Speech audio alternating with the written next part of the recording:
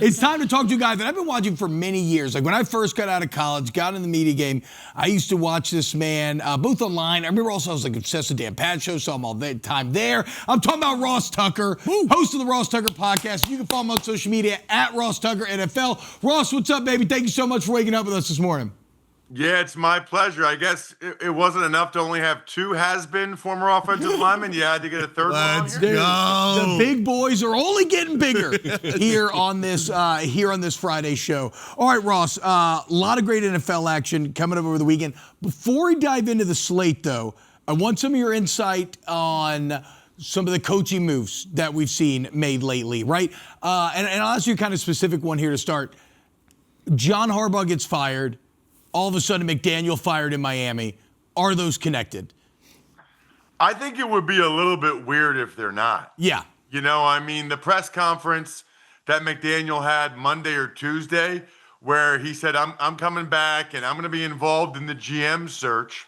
And then 2 days later, he's gone. And by the way, there are a lot of reports out there that, you know, their top GM candidate has close ties to John Harbaugh. So, you know, keep your eyes on that. Now, that doesn't mean that Harbaugh's necessarily going to the Miami Dolphins, because it feels like he has a lot of options to choose from. And I think it's very telling that he's waiting till next week to do any interviews. I think he wants to see how this weekend shakes down. I think he wants to, listen, if the Bills lose to the Jags or the Packers lose to the Bears, there are some people that think both of those organizations could make a change. Ooh. So if you're John Harbaugh, maybe wait. Can you imagine if you get to go to Buffalo with Josh Allen or even Green Bay with Jordan Love? True. So Harbaugh's going to take his time. It seems like everybody wants me. I was on the radio in Cleveland. They want him. The Giants want him bad. So he's going to have his choices. But certainly, I think that's the guy the Dolphins want. We had the professional lip readers out last night with Jackson Dart. Did you see that clip?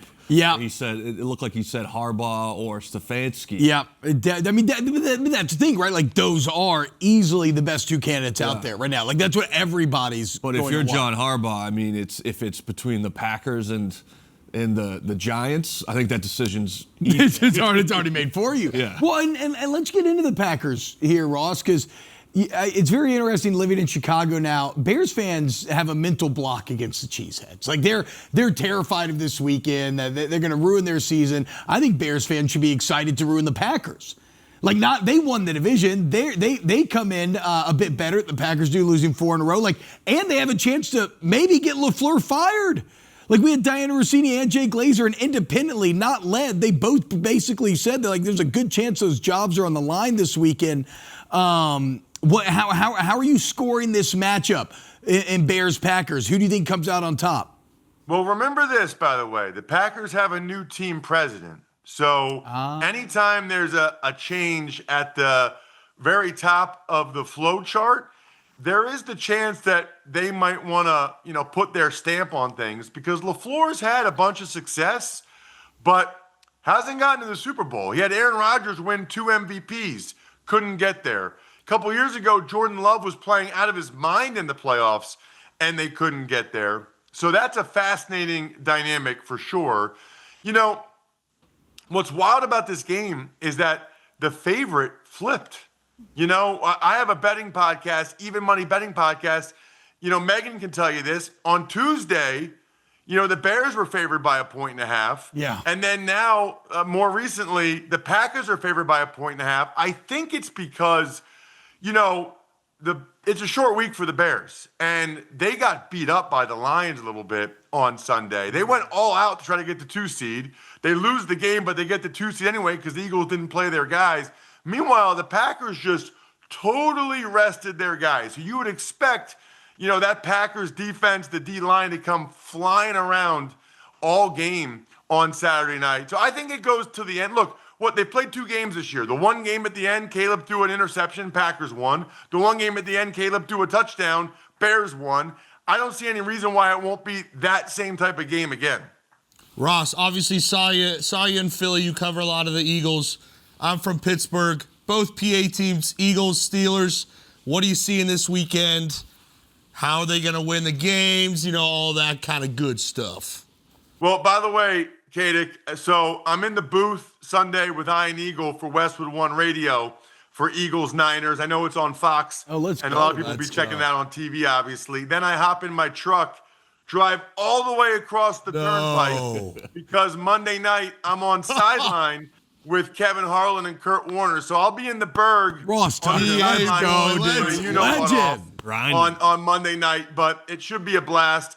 You know, the Eagles, it's kind of a similar breakdown to what I just said about the Packers and Bears. I mean, if you watch that Niners-Seahawks game last Saturday night, I mean, the Niners got the crap beat out of them. I was so impressed by the Seahawks. That game shouldn't even been close. Meanwhile, the Eagles rested all their key guys.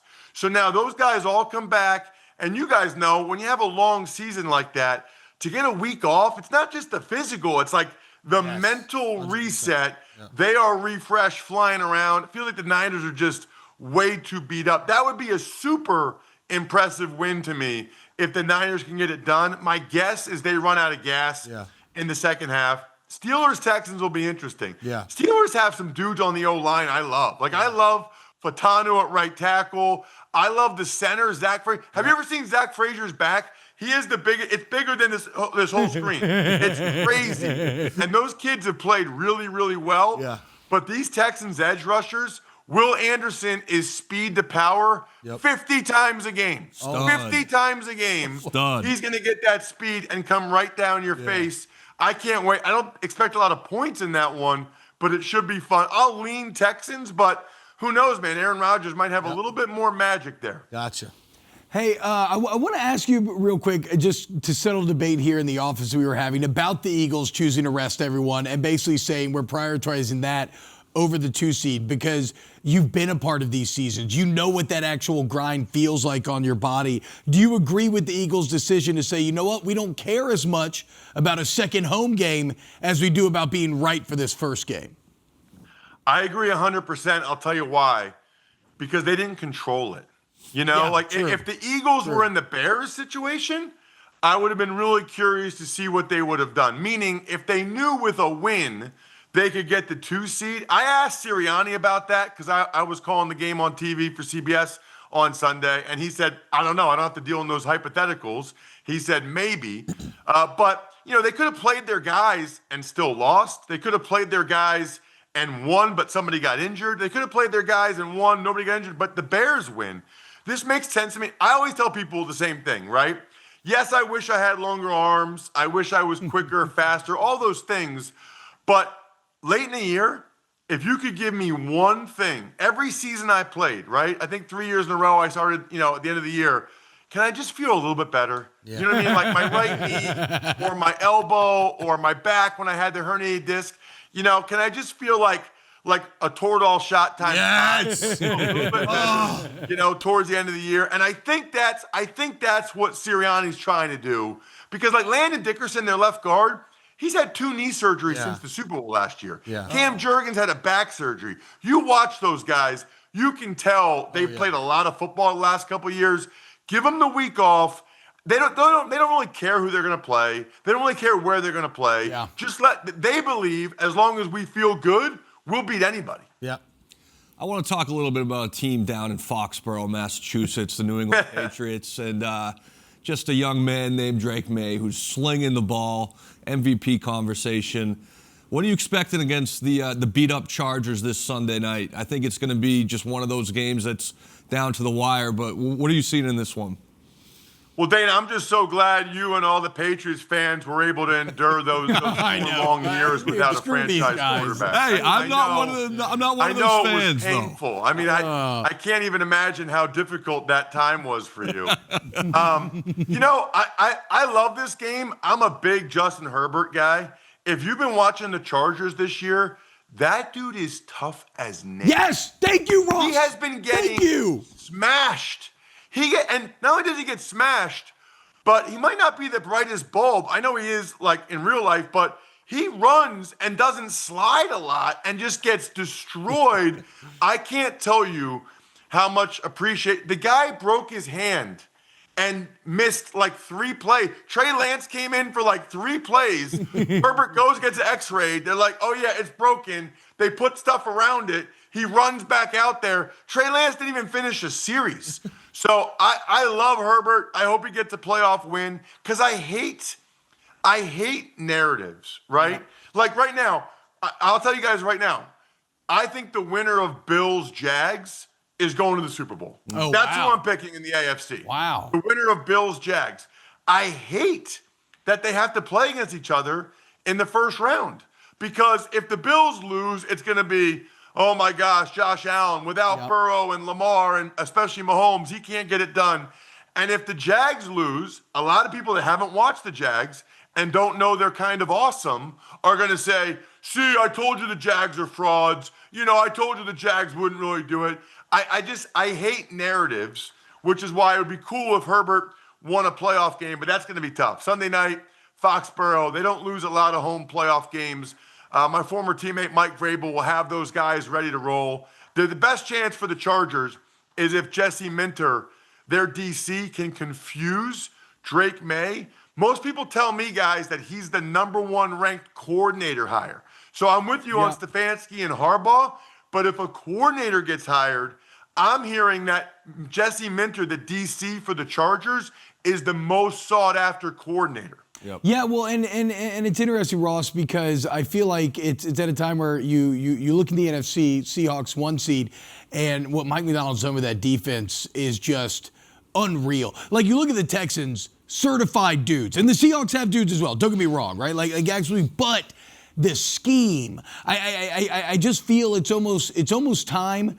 And this is hard to do defensively, but like the same way that we talk about McVay or these other offensive guys as being like wunderkinds and just so ahead of the curve, does it feel like to you and your film watching right now, do you feel like is McDonald ahead of the curve defensively in what he's been able to do in Seattle right now? There is no question. And by the way, before I forget, T-Bob, why don't you have more of an accent like your dad? I grew up in Atlanta. He went to the Falcons when I was 4. Okay. So, yeah, your dad literally has like my favorite accent in the brother, world. I can't understand him. No. It's unbelievable. I don't even know what he's saying, but I love listening. It's unbelievable. It's the best. Shout out the Cajun Cannon. It's incredible. I love everything about it. You should try to get some of that somehow. I don't know how you can do that. Gotta go down to Bayou Shack. And now I don't even remember your question. Okay, sorry. Well, it was just because you watch more film. You understand. Mike McDonald. You understand football. Like you Let's understand get back on track. better than us. And so you know what's funny? From a scheme perspective. Yeah, sorry. Most people will tell you he's like a schematic genius. He's the young Fangio. Yes. Okay, there you go. I love that. Those teams do the best job of not giving up explosive plays. If you watch, they get free guys, free runners on the quarterback a lot. But they're the two teams, interestingly, that play the most shell coverage, right? So the most too high to start the play. Now, look, they rotate a guy down late or whatever, but they don't give up explosive plays. They start with those 2 deep safeties. And it's funny because when I was watching last Saturday night, that Niners-Seahawks game, and the Seahawks were like just blowing everybody up. McCaffrey's getting blasted. Kittle, Purdy's getting killed. I was right about to tweet Legion of Boom 2.0, and then I remembered Stafford and Puka like tore him up a month ago. I was like, maybe I'll hold off on that. It is crazy. I mean, the Niners like to play a bit heavier, and I think I read the other day the Seahawks exclusively played nickel and dime the entire game, and yet we're able to put him in a chokehold. Okay, how about this? Which 1 seed has the better chance of making the Super Bowl? Because it's a year in which a lot of people are not choosing the 1 seeds to finish this fight. Yeah, I think it's Seattle. I'm not a big believer in Denver. I already told you guys, I think the Bills, sorry, Dana, but I think the Bills-Jags winner is going to the Super Bowl. I think the Jags are the best team probably in the AFC right now. I think the Bills have the best player. Denver, give them a lot of credit. I mean, to become the #1 seed is impressive.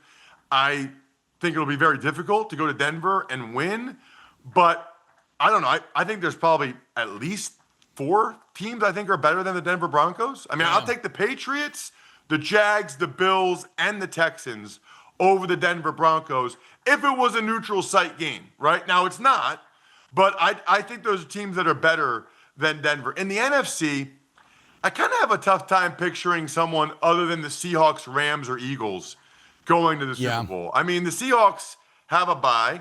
The Rams probably have about as close to a bye as you can get going into Carolina. I would be shocked if they lost to those guys again.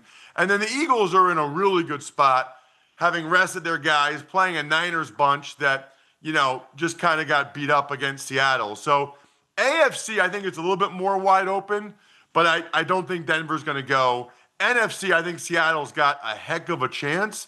I think only teams that could maybe knock them off would be the Rams or the Eagles. All right, Ross, the producers have tasked me with giving you a Rubik's Cube challenge here in that they want you to make the case for the Carolina Panthers to beat the LA Rams this weekend. Oh, it's easy. I watched that game like a month ago. Matthew Stafford just totally loses his mind. Okay, that's all that has to happen. Throws the ball to the other team multiple times, a pick six, has a fumble. Carolina offensively, they got to pound Rico Dowdle, Chuba Hubbard, possess the ball, and then Bryce Young just make enough plays with his legs or his arm to convert some third downs, somehow get in the red zone and score a touchdown or two. It would be like 20-17 Carolina. They win the turnover battle, and Bryce Young, actually 21-20, something like that, because they're going to have to score touchdowns when they get to the red area. 21-20, the Carolina's like +3 in the turnover margin, and Bryce Young makes some incredible off-schedule plays down near the goal line for the Panthers to have any chance in that one. Doesn't sound very likely. No. It sounds like okay, Ross. How about this, man? Before I let you go, you have a new initiative going on, futurefans.com, and this sounds pretty cool because kind of like we're getting at in this interview. I describe us watching football a lot of times.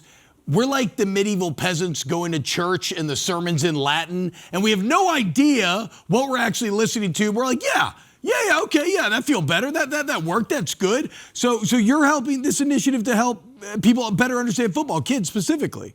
Well, you'll appreciate this because you have 3 kids? Yes, that's All right. Good job. I bet you right now that they don't watch the whole game with you. No. They're like 7, 5, and 3. But I'm telling you, dude, when I was 7, I sat there and watched the entire game with my dad. He took out all of his life's frustrations on Buddy Ryan and the television set, It's like a rite of passage. Younger kids these days, they don't want to watch games because they don't really understand. Like, even my daughters, right? You think my daughters? Nope. They want to be on their iPad. They want to be reading books. Yep. Why would they ever want to do that? They want to do stuff like that. Listen, futurefans.com, I invested with these guys because they cracked the code. If you've got kids or nieces, nephews, whatever, tell them to check out futurefans.com. Can't wait. It's like $60, but think about that. It's like you're giving your kid a gift. But if they sit down there and watch Kadick every Steelers game, like you probably did with your dad or whatever, Dana, the Patriots, that is priceless. Yeah. It is. And now's the time to get them to be a fan. Now during the playoffs, it's called futurefans.com.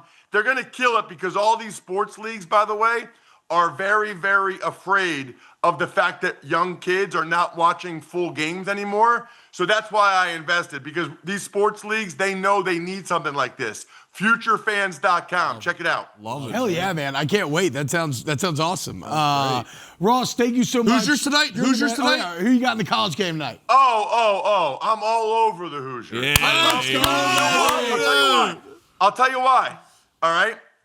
Because when I was getting recruited in high school, I was a 1AA guy. They call it FCS now. I got recruited by James Madison, okay? So if you would have told me that someday James Madison would make the college football playoff and Notre Dame wouldn't, like, and still, Kate, if you could tell me, but Indiana still has a bunch of JMU dudes on it. Yeah. I know Mendoza and the whole deal, but they still have a bunch of JMU dudes. I love their O-line. I love Mendoza. I like that he's a little bit, nerdy. Yeah, I think me that's too, amazing. yes, I love I everything agree. about Mendoza. So I got Indiana tonight for sure, and I think Indiana wins the Natty. They Let's just go. at Oregon, Ohio State Big Ten championship game. They just keep winning. Give me the Hoosiers. There we go. Host of Ross Appreciate Tucker you, Ross. podcast. Follow Matt Ross Tucker NFL. Catch him all over your radio and television this weekend. Ross, thank you so much, man. You're the man, Ross. All right, see you guys. Let's go. Later, man. Futurefans.com. Yeah, he stayed on so long with us, too. What a legend. It's awesome. What a beast.